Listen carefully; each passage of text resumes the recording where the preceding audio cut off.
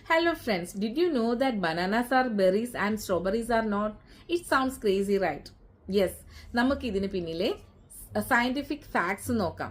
അതായത് ഒരു ബെറി എന്ന് പറയുന്നത് ഒരു കുഞ്ഞു ഫ്രൂട്ട് ആവണമെന്നില്ല. അതിന് കുറച്ച് കാര്യങ്ങളുണ്ട്.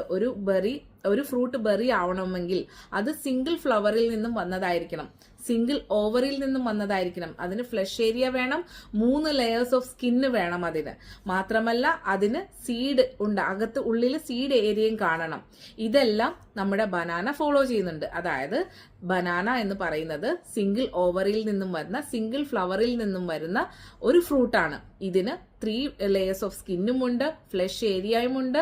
പിന്നെ അതിനകത്ത് കാണുന്ന കുഞ്ഞു കുഞ്ഞു കുത്തുകൾ പോലുള്ള സീഡ്സ് എന്ന് പറയുന്നത് അത് അൺഡെവലപ്ഡ് ആയിട്ടുള്ള സീഡുമാണ്. ബട്ട് സ്ട്രോബെറി എന്ന് പറയുന്നത് മൾട്ടിപ്പിൾ ഓവറീസിൽ നിന്നും വരുന്ന ഒരു ഫ്രൂട്ടാണ്. ആക്ച്വലി ഇതിലേക്ക് വരാം. നമുക്ക് അതിന്റെ പുറമേ കാണുന്ന ടൈനി സീഡ്സ് പോലെയുള്ള ആ ഒരു സംഭവം അതിന് അക്കൈൻസ് എന്നാണ് പറയുന്നത്. അതാണ് ആക്ച്വൽ ഫ്രൂട്ട്. ആ അക്കൈൻസിനകത്ത് വിത്തുമുണ്ട്. വിത്തോട് കൂടിയിട്ടുള്ള ഫലങ്ങളാണ്, ആ ചെറിയ ചെറിയ ഓരോ ഫലങ്ങളാണ്, ഓരോ വിത്തും ഓരോ ഫലങ്ങളാണ് ആ കാണുന്നത്. So in botanical